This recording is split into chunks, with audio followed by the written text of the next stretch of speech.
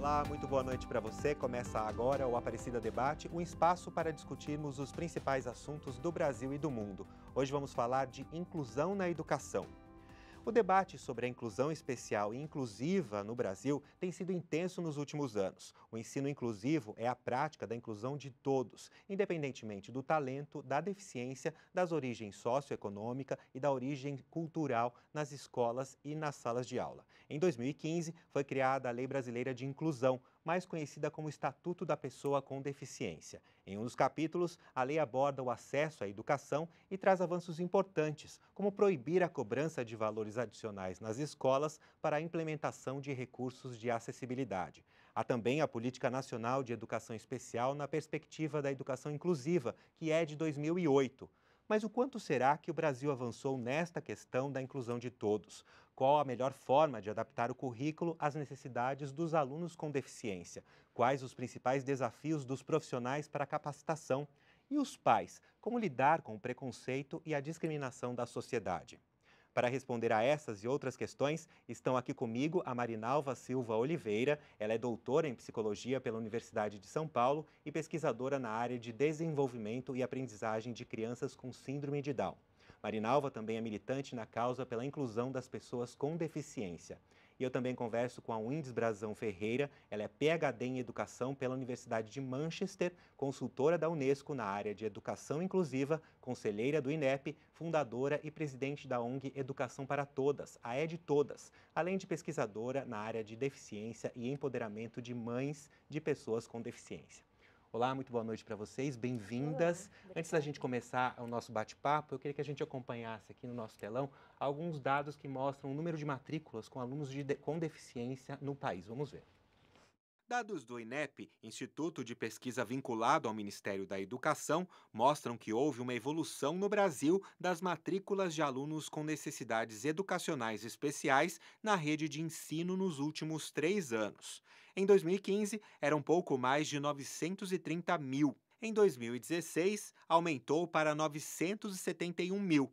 E em 2017, esse número ultrapassou 1.066.000. E quando a gente observa os números de 2017 pelo tipo de matrícula por deficiência, a deficiência intelectual é a que mais tem alunos matriculados, com 585.672. Outros 111.723 têm deficiência física. Autismo são 77.102. Baixa visão com 70.832. Deficiência múltipla somam 51.773. 33.994 com deficiência auditiva.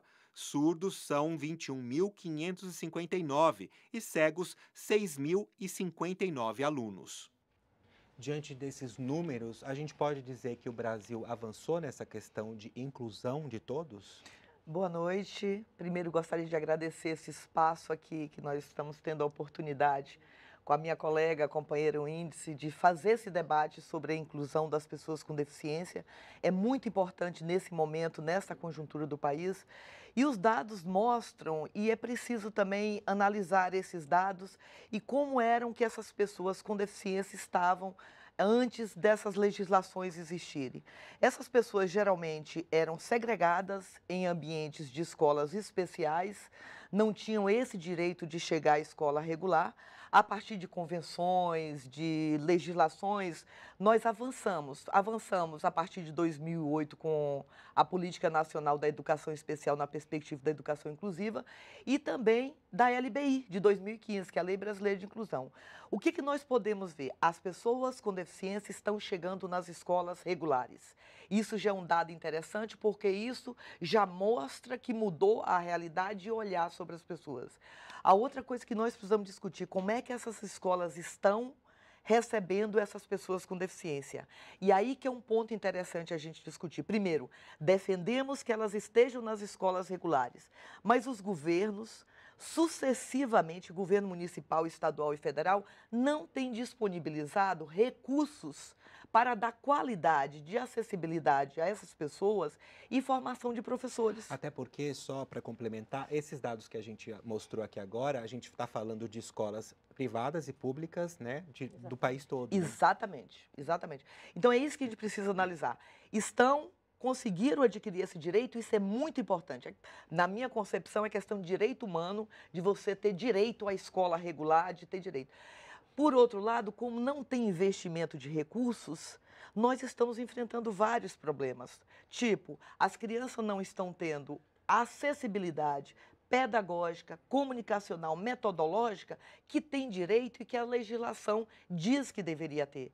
Os professores não estão recebendo formação nem inicial e nem continuada adequada para fazer a inclusão dessas crianças. Essa é uma questão que a gente vai abordar daqui a pouco mais detalhes. Então, o que a gente diz? Tem evolução, sim, a partir dessas políticas, tem evolução na forma de olhar para as pessoas com deficiência, porque agora já não estão mais segregadas, agora estão nos ambientes, e o que nós queremos é que este avanço continue avançando e não regrida. Queremos continuar na escola regular, mas com todas as condições ideais de acessibilidade para a sua inclusão. Professora, na sua opinião, qual é o raio-x hoje? Bem, primeiro, boa noite, Boa né? noite. Foi muito bom esse convite, encontrar com a Marinalva aqui, com você, te conhecer, Marcelo. Eu vejo que um ponto-chave, como a Marinalva disse, realmente é a questão financeira, porque se nós não temos recursos, nós não temos meios para desenvolver o sistema educacional como seria de fato necessário e adequado para poder atender as demandas, né? As pessoas costumam dizer ainda necessidades especiais, alunos especiais, mas esse termo especial ele não é apropriado, porque como ela disse, é uma questão de direitos humanos e as pessoas com deficiência são sujeitos de direitos. Escolas especiais também é um termo errado. Não, escolas especiais existem Sim. na legislação, Tá. então nós temos que continuar usando. Mas são necessidades educacionais que qualquer pessoa tem, não precisa necessariamente ter deficiência. Isso. Você pode ter um filho que eventualmente viveu alguma situação, ou, por exemplo, teve asma e ficou um tempo fora da escola, que é muito comum com crianças pequenas. Então, essa criança tem uma necessidade educacional, mas ela não é uma criança com deficiência. Mas, bem, então, voltando ao ponto-chave aqui. Eu acho que um problema gravíssimo e um grande desafio no Brasil é o tamanho do país. Nós temos um país de dimensão continental, com em torno de 190 mil escolas, com em torno de 2 milhões de professores e professoras. E o que acontece é que, além da falta de recurso, o programa que nós temos hoje, o modelo de formação, vamos chamar assim, de larga escala, para os professores das salas de aula regular poderem, em parceria com os professores da sala de recursos multifuncionais, que são teoricamente, os professores especializados, né, Marinalva? Nós temos um modelo que é falho. Ele não vai nunca mudar o sistema educacional brasileiro. Por quê? Como que funciona isso há séculos? É um modelo que vem do Banco Mundial, das Nações Unidas, especificamente da Unesco, que diz o seguinte: vamos fazer formação em cascata. Então, eu e a Marinalva somos convidadas para fazer uma formação de 500 professores em Brasília, por exemplo. Então, são selecionados ou são indicados, ou os municípios decidem participar, encaminham 2 professores para fazer essa formação. Então, nós falamos coisas maravilhosas, incríveis, que muitas vezes não se compatibiliza com a realidade das pessoas, porque nós temos diferenças regionais significativas, que a diversidade no país é uma realidade, ninguém pode discutir isso em nenhum momento, muito menos agora, né? Com as mudanças que vêm por aí. E essas pessoas, quer dizer, imagina, 2 professoras, eu vou usar a expressão porque a maioria é professora, de cada escola, ela volta, ela não tem força nenhuma para fazer mudanças. Então, nós precisamos adotar um modelo, que é um modelo, eu não vou nem dizer consagrado, mas é um modelo conhecido e reconhecido internacionalmente, que se chama School-Centered Training. É treinamento, formação, né? Formação de professores centrados na escola. O que significa isso? Você vai no município, trabalha com a escola ou um grupo de escolas, faz a formação daquelas pessoas, voltado, no caso, especificamente, para, ela chamou de acessibilidade curricular, né? Então, para acessibilidade curricular, que seria como ensinar estudantes que têm uma demanda diferenciada dentro da sala de aula, no contexto da sala de aula, não é separado, não. Então, é como diversificar o currículo e aí, depois disso, você cria um núcleo que vai se expandindo dentro do município. Por exemplo, eu moro no município de Indaiatuba, que tem... Que é no interior de São Paulo. Altamente conceituado nacionalmente. É um município com, educacionalmente falando, o segundo lugar no Brasil. Então, nós temos realmente um sistema educacional maravilhoso, claro, cheio de problemas, mas comparativamente muito bom. Então, o que acontece? No município tem 80 escolas. Então, você vê, não é uma coisa tão complicada se você distribuir isso ao longo do ano, tá certo? Com 12, ou vamos colocar 10 meses. Não é tão complicado, você cria núcleos e vai expandindo. Então, eu vejo que esse é um primeiro desafio gravíssimo. E o segundo, quando a Política Nacional de Educação Especial, ela foi aprovada em 2008, mas o programa do governo federal de educação inclusiva, mais intensivamente, ele iniciou em 2003, com um programa chamado Educação Inclusiva Direito à Diversidade, né? E, paralelamente a esse programa, esse era o carro-chefe do governo federal.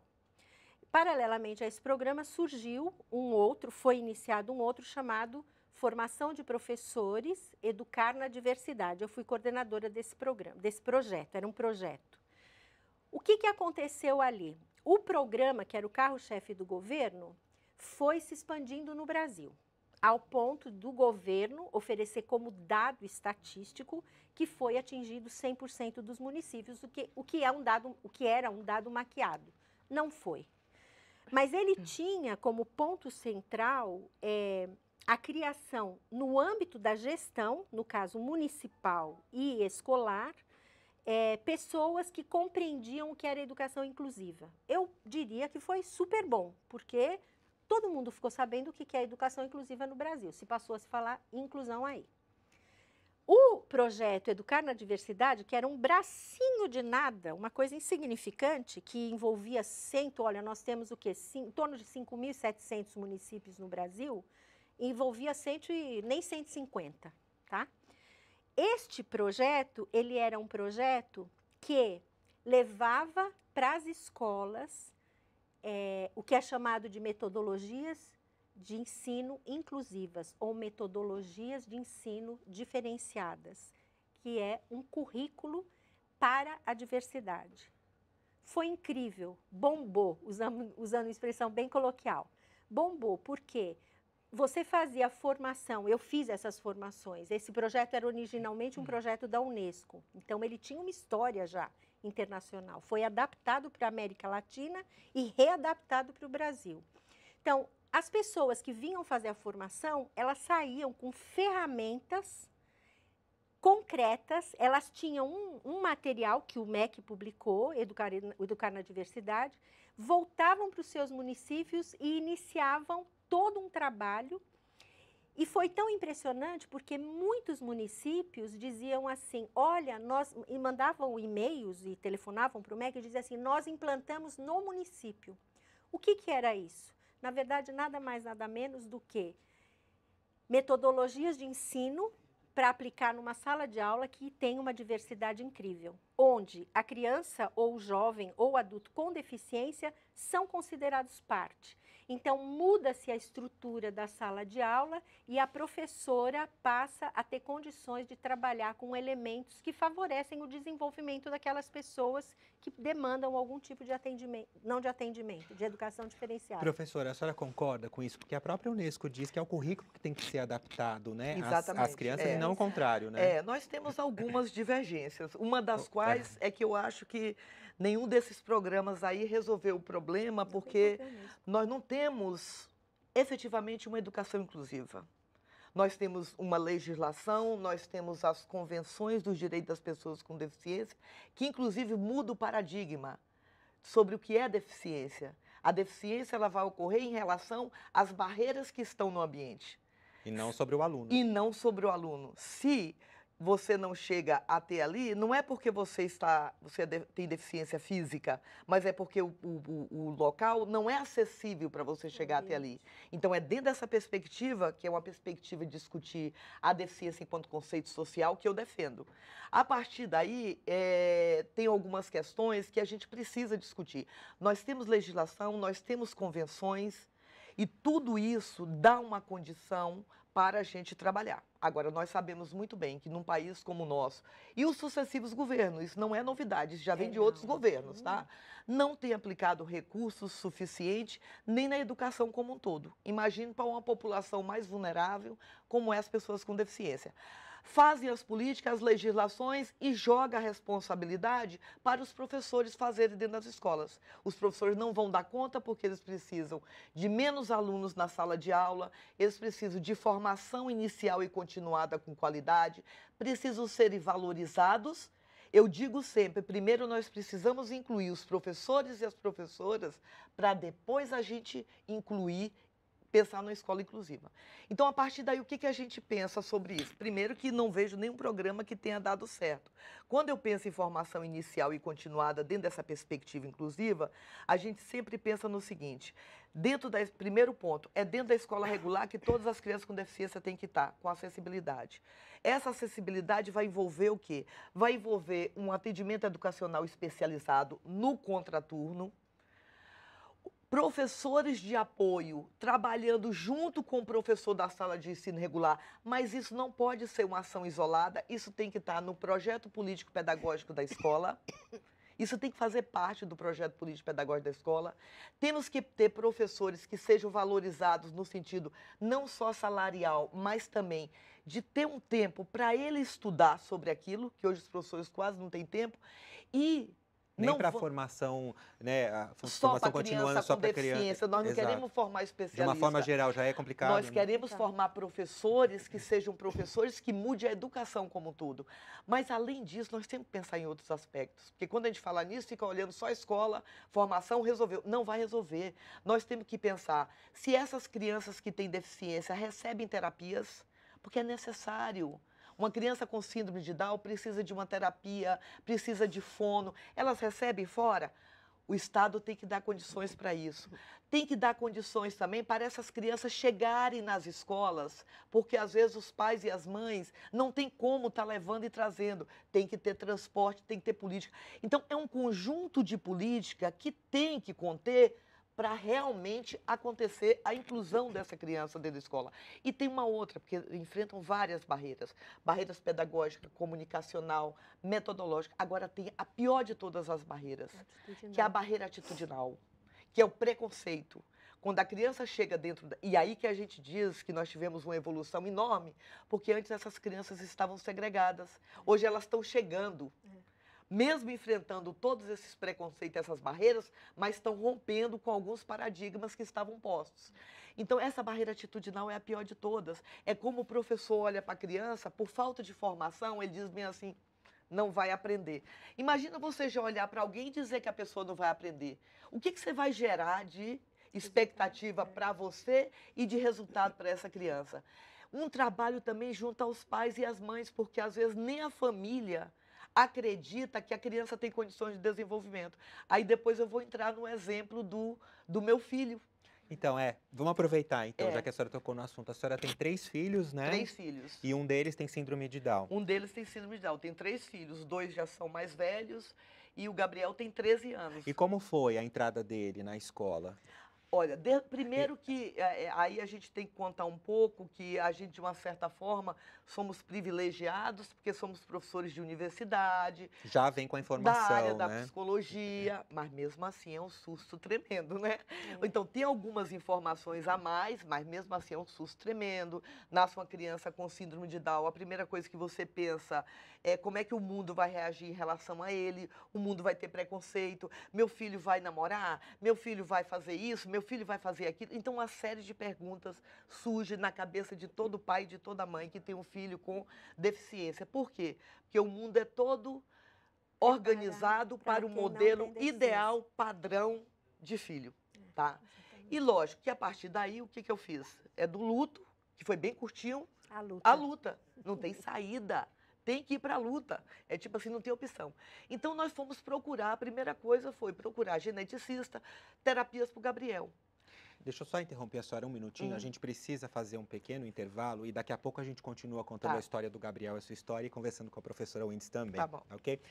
Estamos de volta com a Aparecida Debate. Hoje estamos falando de inclusão na educação. Aqui comigo está a Marinalva Silva Oliveira. Ela é doutora em psicologia pela Universidade de São Paulo e pesquisadora na área de desenvolvimento e aprendizagem de crianças com síndrome de Down. Marinalva também é militante na causa pela inclusão das pessoas com deficiência.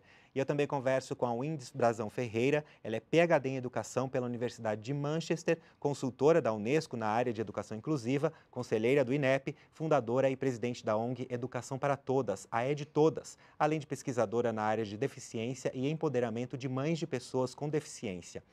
Então, vamos retomar, né? Vamos contar um pouquinho, então, da história, continuando com a história do Gabriel, seu filho que está hoje com 13 anos. Justamente quando eu estava defendendo a escola regular, a escola inclusiva, eu peguei um pouco o exemplo do Gabriel.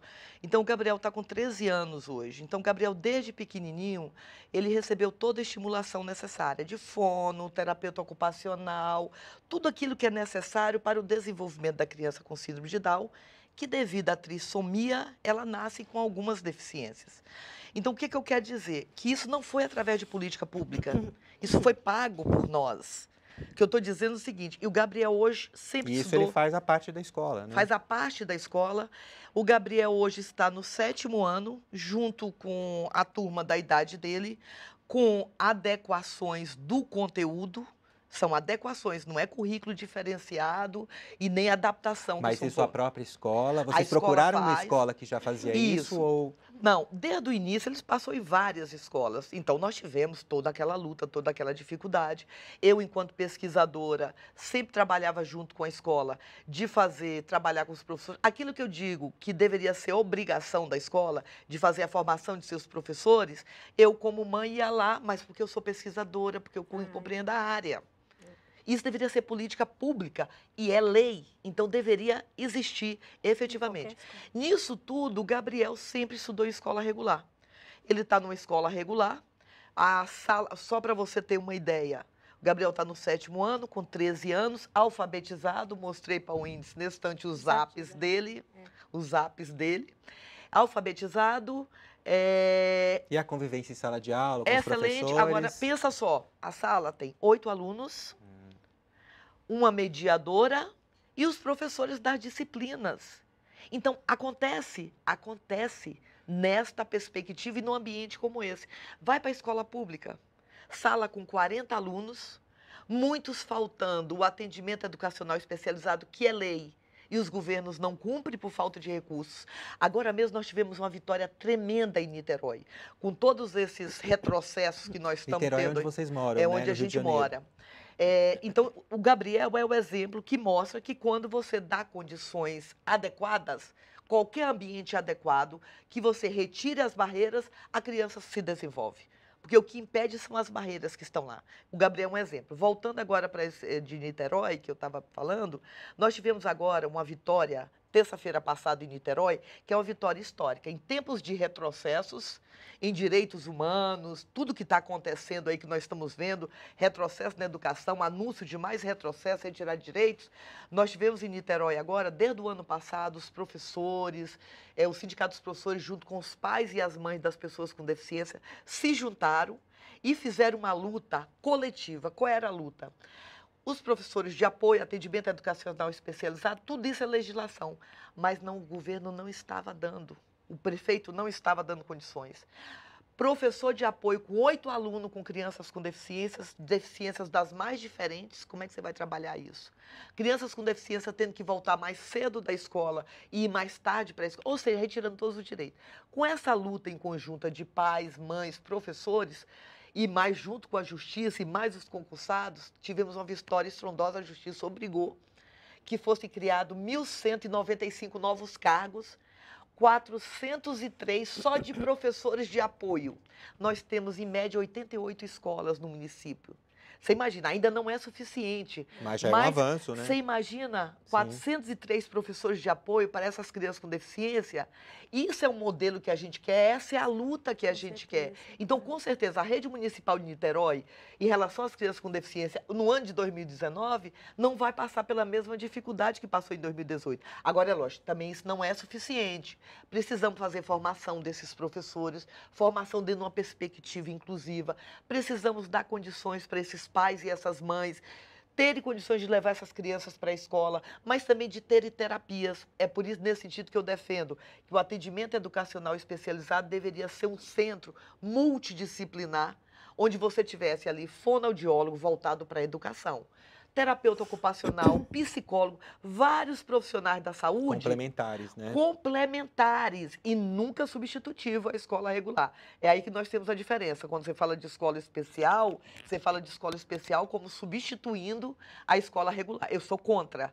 Eu sou favorável a que tenha escola regular e tenha um centro multidisciplinar, um atendimento, mas como complementar, mas nunca substitutivo. Porque substitutivo, para mim, é segregação. Segregação, para mim, é retirada de direitos humanos. Até porque, né, professora, a senhora tem uma opinião diferente da dela. Tenho. Queria complementar porque o Romeu Sasaki, que é o pai da inclusão no Brasil, né, ele fala que... Eu não sabia disso, você sabia? Que ele é o pai da inclusão. Ele é o pai da inclusão, né? Pelas minhas pesquisas, ele é o pai da É inclusão. uma pessoa muito importante. Muito com importante. certeza. E ele fala, né, que nessa sociedade hoje a pessoa não deve, a pessoa que tem deficiência, a pessoa com deficiência, ela não deve ser tratada como especial, mas sim incluída naquele Isso. grupo. E eu queria que essa afirmação é verdadeira e também falar em relação a essa opinião dela. Vamos pensar o seguinte: inclusão basicamente significa viver juntos, em todas as esferas da vida, tendo contemplado todos os direitos. Por isso que a inclusão não se restringe à situação educacional. Não é a escola que faz a inclusão.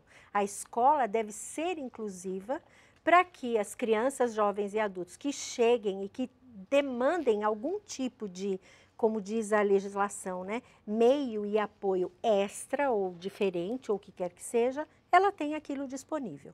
Então, bem genericamente, isso é acessibilidade, né? Acessibilidade, no caso, curricular.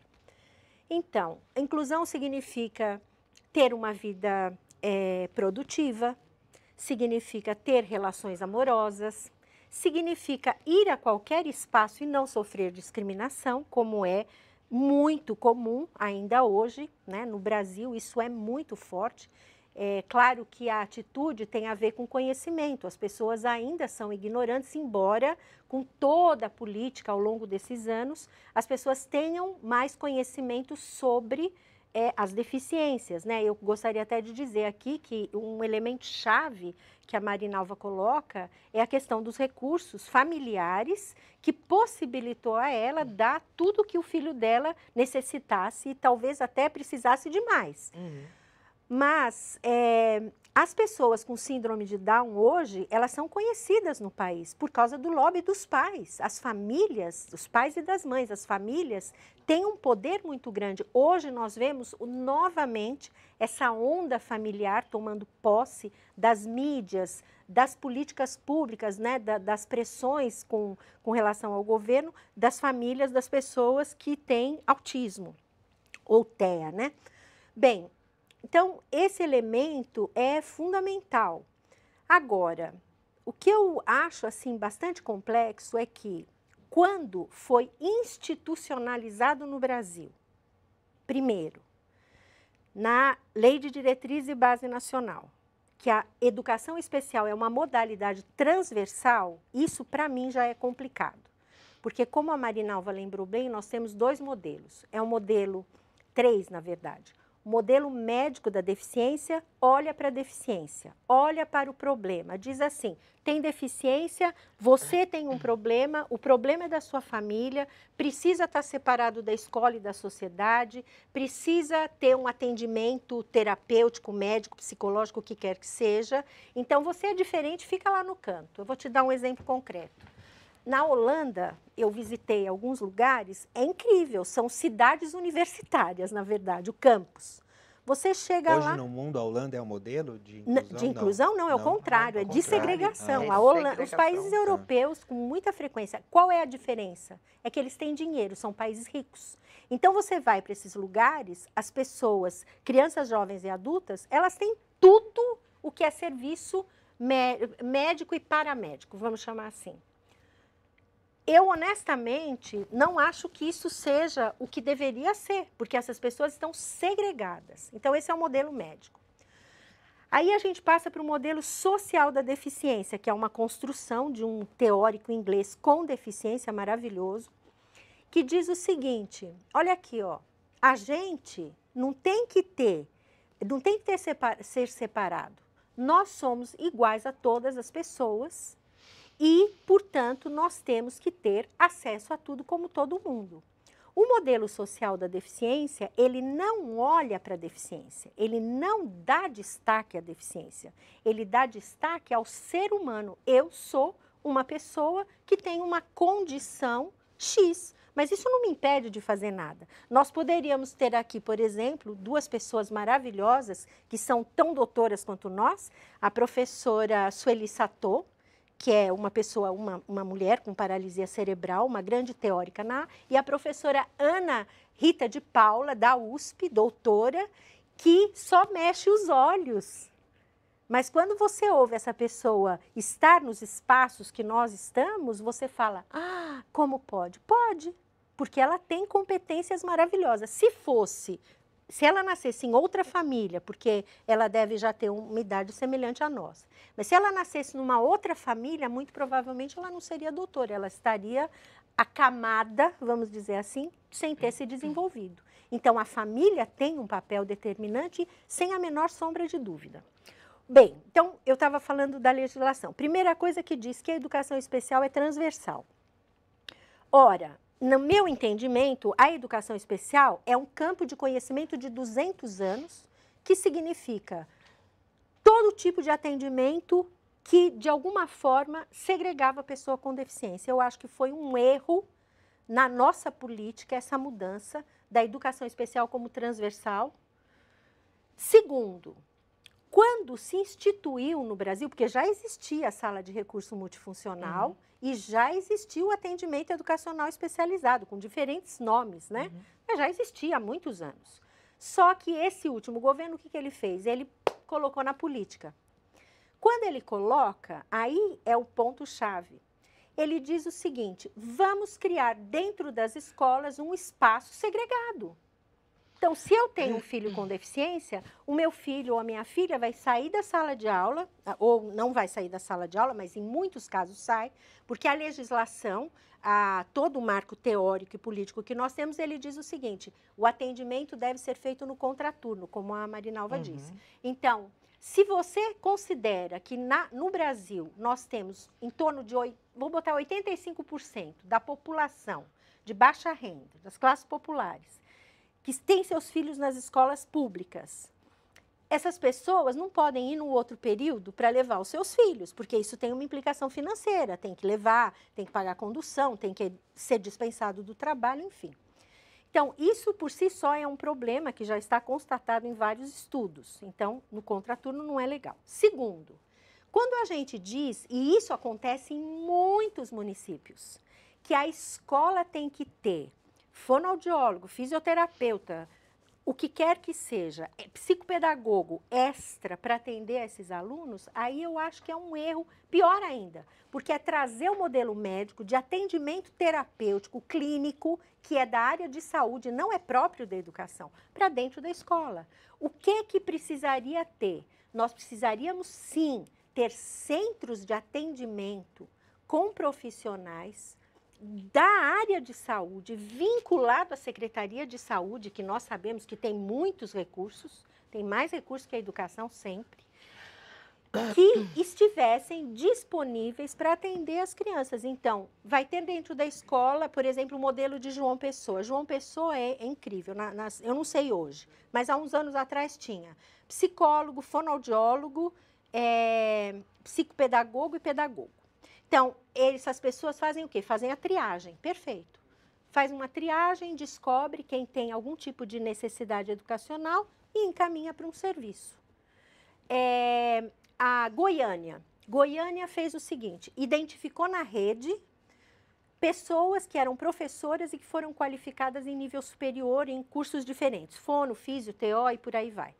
Pegaram essas pessoas todas das salas de aula, colocaram em 2 centros, um na região norte da cidade, um na região sul, colocaram em centros de atendimento especializados. E as crianças saíam das escolas, ou as famílias levaram as crianças para atendimento.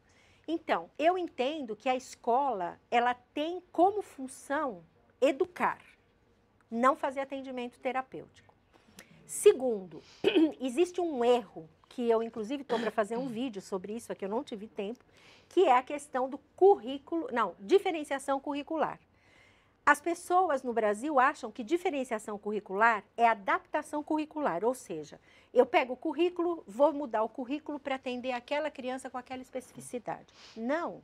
Diferenciação curricular é um método de trabalho em que o professor da sala de aula diferencia a forma como ele atua, a organização do ambiente, ele reconhece as diversidades de estilos e ritmos de aprendizagem, tem várias teorias de perfis de aprendizagem, ele planeja para as diferenças e dentro das diferenças estão as pessoas com necessidades educacionais.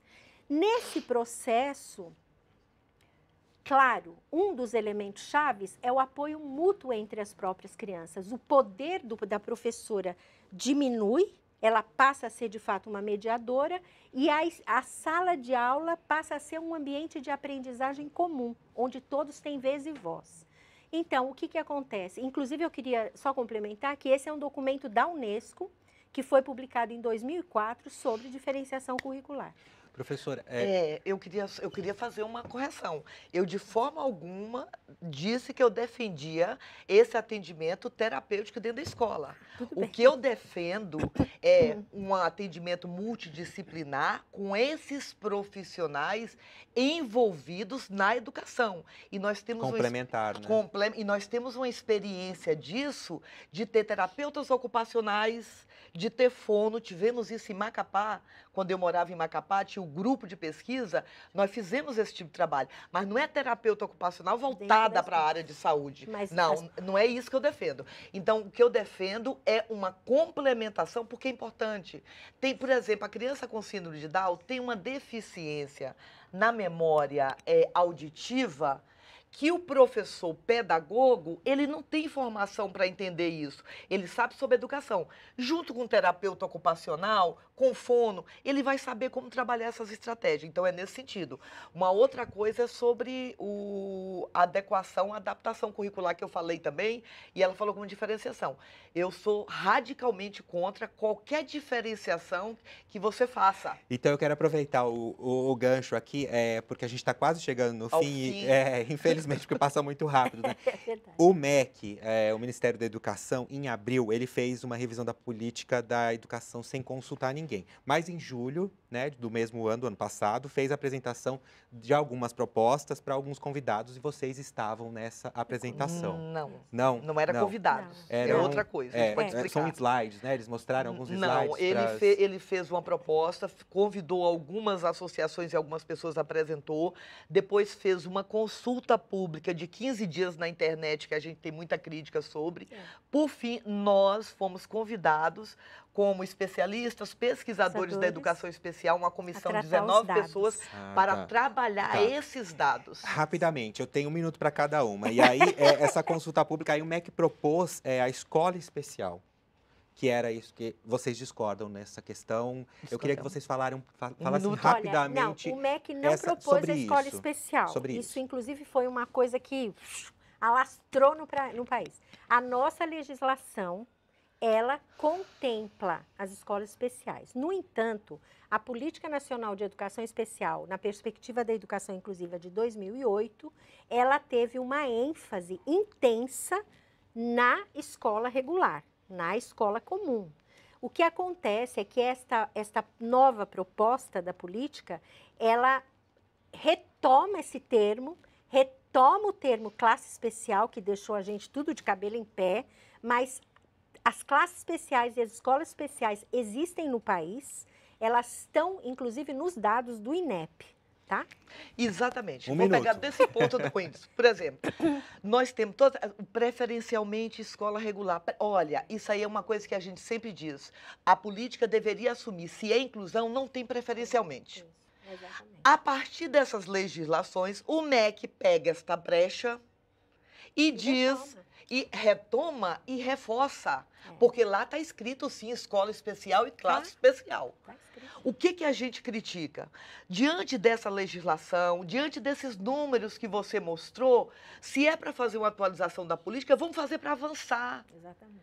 O que eles propõem é regredir, é retrocesso. O que seria avançar? Tiro preferencialmente, tem que ser escola regular, vamos ver os recursos para a formação de professores. É isso que é avançar e não retomar. Por isso que a gente diz que é um retrocesso essa proposta do MEC e que a gente é radicalmente contra, porque é uma questão de direitos humanos, todos e todas estarem nos ambientes que são inclusivos, que são todos, além da escola, a sociedade. Por isso que é importante a gente sempre falar sobre esse tema, né? Eu Com quero muito certeza. agradecer a Marinalva Silva Oliveira, ela é doutora em psicologia pela Universidade de São Paulo e pesquisadora na área de desenvolvimento e aprendizagem de crianças com síndrome de Down. Marinalva também é militante na causa pela inclusão das pessoas com deficiência. Meu muito obrigado também à professora Windes Brazão Ferreira, ela é PhD em Educação pela Universidade de Manchester, consultora da Unesco na área de Educação Inclusiva, conselheira do INEP, fundadora e presidente da ONG Educação para Todas, a EdTodas, além de pesquisadora na área de deficiência e empoderamento de mães de pessoas com deficiência. E você, qual tema você quer ver aqui no nosso programa? Mande sua sugestão para a gente, anote aí o nosso WhatsApp, 12 99750 3600. O Aparecida Debate de hoje fica por aqui, uma boa noite para você e até semana que vem. Tchau!